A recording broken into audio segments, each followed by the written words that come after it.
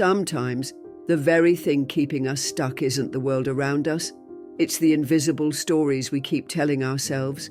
Stories about why things never change, why we don't have what we want, or why we can't become who we're meant to be. But here's something you may not hear enough. Your mind is not just a place where thoughts happen. It's a powerful field of creation. In the teachings of the Buddha, the mind is like a garden. Whatever you plant, with enough attention and care, will eventually grow. And that includes your reality. What if you stopped rehearsing your limitations and started visualizing your transformation? This isn't just spiritual theory. Across centuries, Buddhist monks have trained their minds not only to detach from suffering, but to create inner clarity so pure that it reshapes their outer world. They didn't wait for perfect conditions, they cultivated them from the inside out. And in today's video, I want to share with you how you can begin doing exactly that, starting now. What you'll learn here today is simple but powerful. It's not just about visualization, it's about alignment, energy, and embodying the life you want as if it's already here. And while we walk this path together, I'd love to ask for one small favor. If you find value in the way we bring Buddhist teachings into everyday life, just tap the subscribe button. It's completely free, but it helps this wisdom reach more hearts that need it. Also, don't skip any part of this video because every insight builds on the one before it. By the end, you'll not only see things differently, you'll feel different. And that shift, that's where the transformation begins. Let's begin this journey together, not tomorrow, not someday, right now.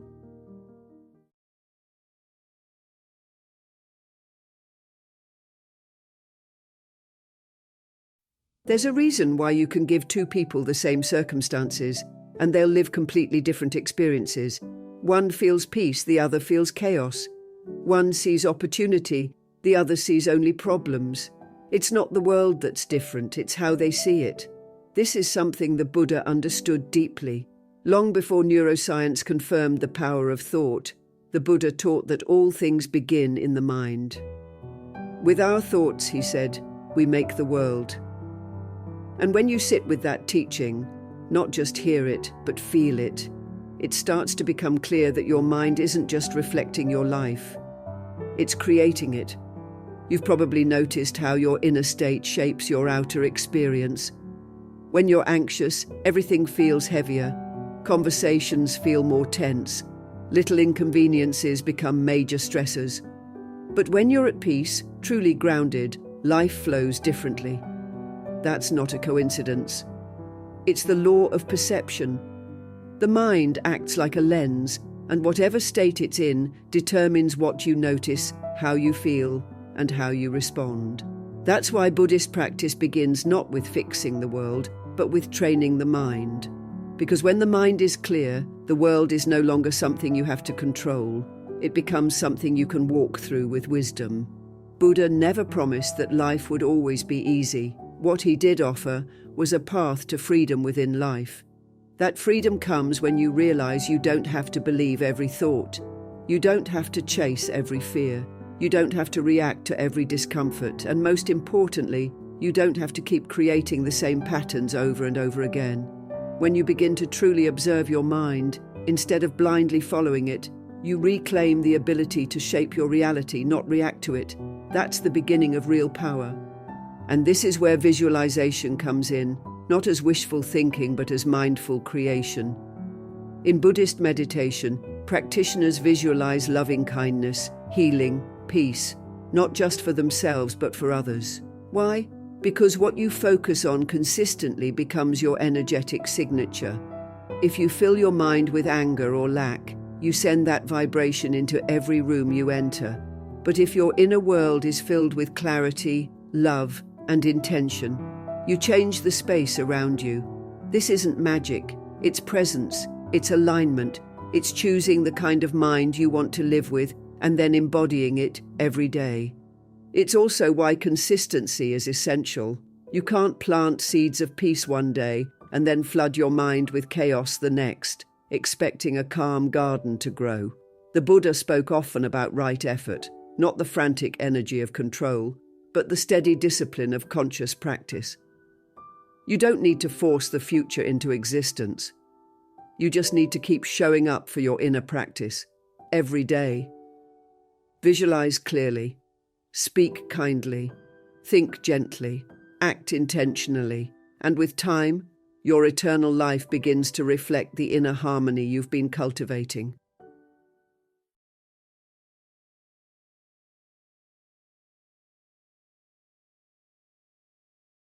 There's a quiet teaching in Buddhism that often gets overlooked, not because it's hidden, but because it's subtle. It's the teaching that says the outer world is only a reflection of the inner one, that what you see around you is shaped by how you perceive, think, and feel within. This is not just poetic philosophy, it's a deep truth that can change the way we live. Buddha taught that, with our thoughts, we make the world. And if we take that seriously, it means we're never really waiting for life to change. We're always shaping it, whether we realize it or not. Think about that for a second. Every time you replay a memory, worry about what might go wrong, or dwell on something painful, you're reinforcing it. Not because you want to, but because the mind is powerful. It creates patterns. It strengthens whatever we give our energy to. This is why monks, over centuries, have trained their minds not just in meditation and detachment, but in mindful visualization. When they sit in silence, they aren't just emptying their thoughts, they're planting seeds of compassion, joy, health, and awakening. And the practice works not because of magic, but because it aligns the mind, the body, and the intention into one clear stream of energy. Now for you and me, this doesn't mean we need to sit in a cave for years. But it does mean we can learn to see our lives differently. We can start by closing our eyes, not to escape, but to connect, to see, with clarity, the version of ourselves that's already at peace, the version that's already healthy, already free, already whole. Because here's the key, your mind doesn't know the difference between a vividly imagined experience and a real one. Neuroscience confirms what the Buddha pointed to centuries ago. The more vividly and consistently you visualize something, the more your brain wires itself to accept it as real. But visualization in Buddhism isn't just about thinking happy thoughts. It's deeper than that. It's about embodying what you visualize. If you're visualizing peace, then live with a calm heart. If you're visualizing abundance, then move through your day with gratitude. The Buddha didn't just teach belief. He taught right action, right thought, and right intention. So the practice isn't complete unless your daily choices reflect your inner vision. You don't visualize health and then ignore your body. You don't visualize love and then close yourself off. You live as though it's already true, and in doing so you draw it closer. One of the most powerful aspects of Buddhist visualization is that it's not self-centered. It often includes others. You visualize yourself in harmony, yes, but you also visualize others healed, others happy, others safe. This cultivates compassion, which strengthens your own transformation. The joy you seek for yourself becomes a light you wish for the world. And that creates a kind of energy that's hard to describe, because it's bigger than just personal desire. It's the energy of alignment, of being in harmony with life itself.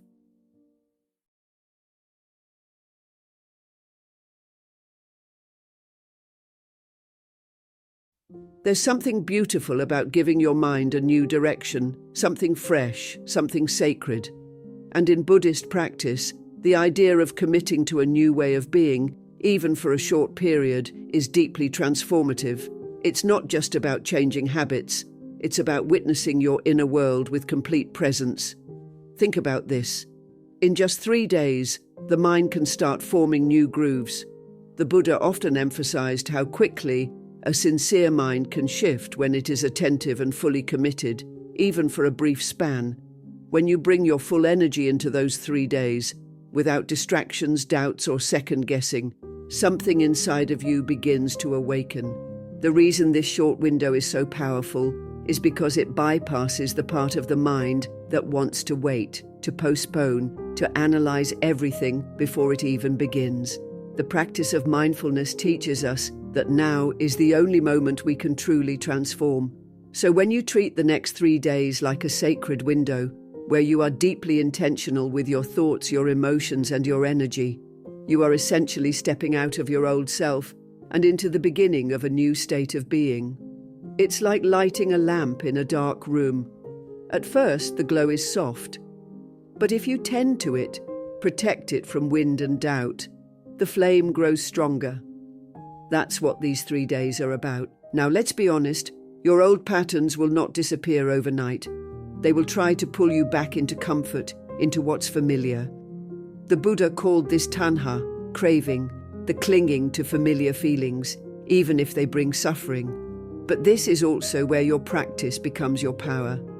Each time you gently return your mind to your vision, to your breath, to your belief in what's possible, you are choosing awareness over habit. And that choice, repeated consistently over 3 days, is not small, it is everything. Let's break it down into something very real. On day 1, you wake up and decide to see your world as if what you desire is already happening. You don't wait for proof, you become the proof. With every thought, you begin to send out a new vibration. You visualize clearly, you breathe with intention, you begin to walk differently, speak with more purpose, and treat yourself with deeper kindness. On day 2, resistance may appear. Old doubts, critical inner voices, fears. But you smile at them like old friends who no longer have power over you. You say, "I see you, but I choose differently now." That awareness is your freedom. And on day 3, something subtle but profound starts to take root. You feel a shift, not just in your thoughts, but in your energy. You wake up with more clarity. You notice how certain distractions no longer pull you in. You begin to see signs around you, small affirmations that the universe is responding. It's not that everything magically changes, it's that you've changed the lens through which you see everything. And that, in Buddhism, is liberation, not in controlling the outer world, but in mastering the way you relate to it. These 3 days are not about perfection. They are about presence. They are about sincerity. They are a form of meditation in motion. When you live with such intentional focus for just 3 days, you create momentum. And momentum is sacred. Buddha taught that the mind, when properly trained, becomes your greatest ally. And that training begins not in years or decades, but in a single breath, a single choice, repeated consistently.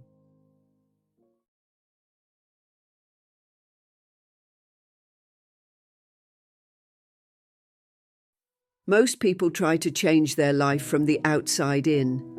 They believe if they could just fix their job, find the right person, get more money, then they would finally feel peace, happiness, or fulfillment. But the Buddha taught that peace is not found in rearranging external conditions. It arises from transforming the mind. In truth, we don't manifest what we want. We manifest what we are. The universe responds not to our wishes, but to the frequency we emit. So if you want something new to appear in your life, you must first become someone who naturally lives in that reality. This isn't about faking it or pretending. It's about embodying the energy of your future, right here in the present. Think about it this way. If you're visualizing success, but still waking up with the same thoughts of doubt, walking with the same slouched posture, speaking from the same patterns of fear, you're sending out mixed signals. You're hoping for one life, but embodying another. The Buddha often emphasized the importance of sati, or mindfulness, not just as a form of meditation, but as a way of aligning our body, speech, and mind. When all 3 are in harmony, we create a strong current of energy that the universe cannot ignore. Your actions begin to match your vision. Your speech starts to reflect your future instead of your past. And your presence becomes magnetic because you are no longer fragmented inside. So how do you start? First, notice how you carry yourself throughout the day. If you were already healed, already abundant, already living in deep joy, how would you sit? How would you breathe? How would you treat others? This is not a mental exercise, it's a whole body commitment. The Buddha didn't speak about awakening in vague terms. He said to walk the path, live the path, and become the path. This means every step you take, even through your ordinary routines, becomes a sacred rehearsal of your highest self. You dress, speak, walk, and act from the energy of the life you are welcoming in, not out of attachment, but as an offering of faith. It's important to understand that your brain doesn't know the difference between something vividly imagined and something real. When you embody a new emotional state consistently, your nervous system adapts, your thoughts change, your choices begin to shift. Suddenly, you're not reacting to life, you're creating it moment by moment. This is why monks often train with visualization and breath. They aren't escaping reality, they are shaping it with clarity and compassion. You can do the same. When your inner world aligns with your outer actions, there's a quiet power that emerges. You begin to feel calm even when things aren't perfect. You begin to radiate confidence even before the results show up. That's because you are no longer depending on external validation. You are anchored in your own awakening. Now here's the secret most people miss. This kind of embodiment isn't always loud. It doesn't need to be posted, announced, or proven. Sometimes, the most powerful transformation is the one no one notices at first. It happens in silence, in the way you pause before reacting, in the way you choose kindness over control, in the way you show up for your own life every single day. The Buddha reminded us that enlightenment is not somewhere far away. It is found in the small, consistent steps of right view, right intention, right action. It's in the way we carry our vision with dignity, even when no one's watching.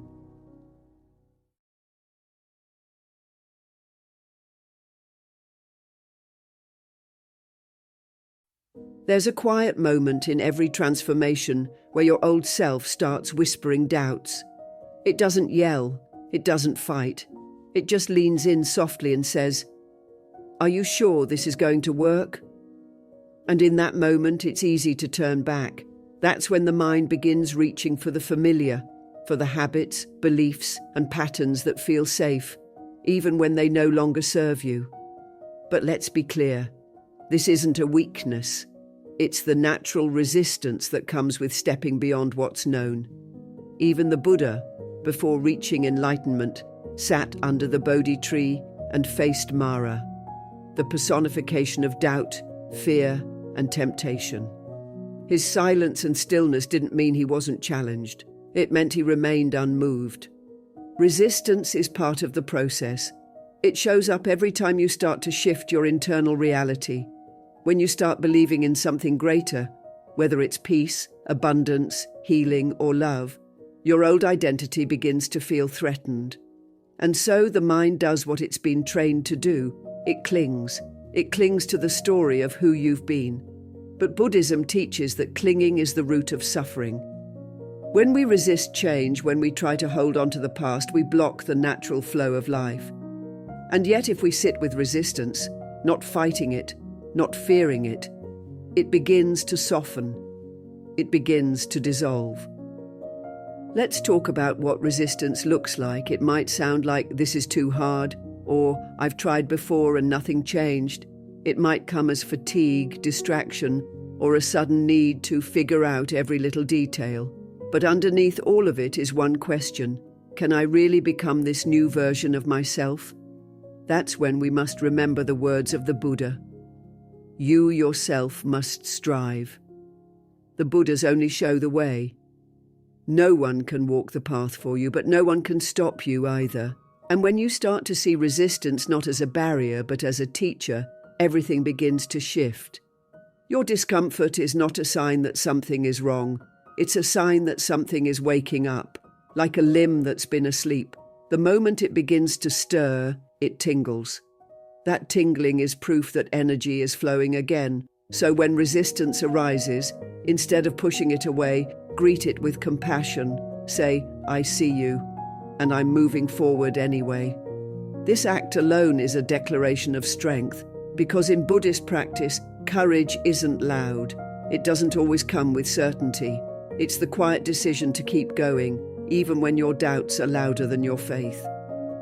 What can help you stay steady when resistance comes? Presence, the breath, a return to the now. Every time your mind pulls you into old narratives, bring it back with awareness. The Buddha taught that mindfulness is the path to the deathless. That means it is through mindful awareness, gentle and consistent, that we liberate ourselves from the cycle of doubt and suffering, one breath at a time, one moment at a time. And most importantly, be kind to yourself.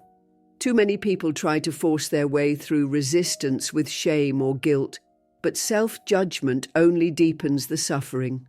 Instead, meet yourself with loving kindness, as you would a friend learning to walk again after a long injury. You wouldn't rush them. You wouldn't blame them for wobbling. You'd cheer them on for each step, no matter how small. Do the same for yourself.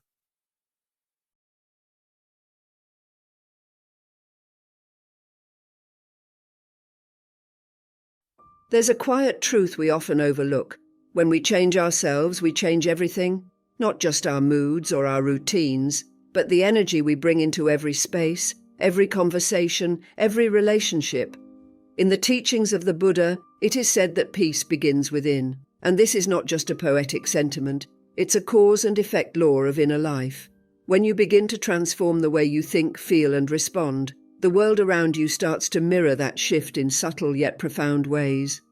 What looks like coincidence is often the natural consequence of inner work, finally echoing back through the outer world. Think of it like a ripple on still water.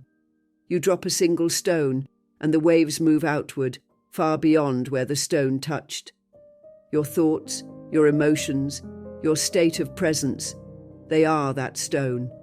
When you begin to live from a place of awareness, compassion, and clarity, you influence not just your day, but the energy of those around you. A calm presence can soften tension in a room. A kind word, spoken from a grounded place, can silence someone's inner storm. This is not magic, it's mindfulness in motion. And according to Buddhism, this is part of your karma. Not just what happens to you, but how your state of being shapes the world you're part of.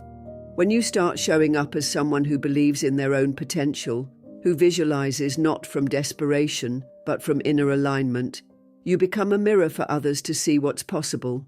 People notice when you stop reacting to negativity and instead respond with grace. They're drawn to it, even if they can't explain why. That's because on some level everyone is seeking that kind of peace. When you embody it, you give others silent permission to do the same. Your transformation becomes a light, a quiet invitation. And sometimes that's all someone else needs to begin their own journey. The Buddha did not preach through force. He lived through example. His serenity, his discipline, and his compassion rippled outward, changing entire communities simply because he changed himself. That is the power of personal transformation. It doesn't demand a stage or attention. It asks only for consistency, sincerity, and presence. You don't need to preach wisdom for your life to become a teaching. Just be the example. Walk your path with heart, and others will notice. One of the most underestimated gifts of inner transformation is how it transforms the way you give. You stop helping people from a place of guilt or pressure and start giving from a place of overflow. You begin to serve not because you need to be needed, but because your inner peace naturally spills outward. It's not forced, it's not performative, it's real. And people feel that. The more deeply rooted you become in your own growth, the more unconditional your presence becomes for others. That is the gift of presence that transforms not just moments, but lives. We often talk about healing as a personal journey, but true healing, deep, integrated healing, always becomes collective. It spreads through touch, through words, through how we hold space for others. When you heal, you don't just change your story. You interrupt patterns that have been passed down, inherited, or normalized. You become the one who chose differently, and in doing so, you change what's possible for everyone connected to you. True transformation doesn't shout, it whispers. It moves slowly, but once it starts, it touches everything. You don't have to force the world to change. Just begin with yourself. The rest will follow. Thank you for walking this path with me and for being a part of Buddhist journey. If this message spoke to your heart, take a moment to breathe it in, and when you're ready, continue your journey with one of the videos waiting for you on the screen. There's more wisdom waiting for you, just a click away.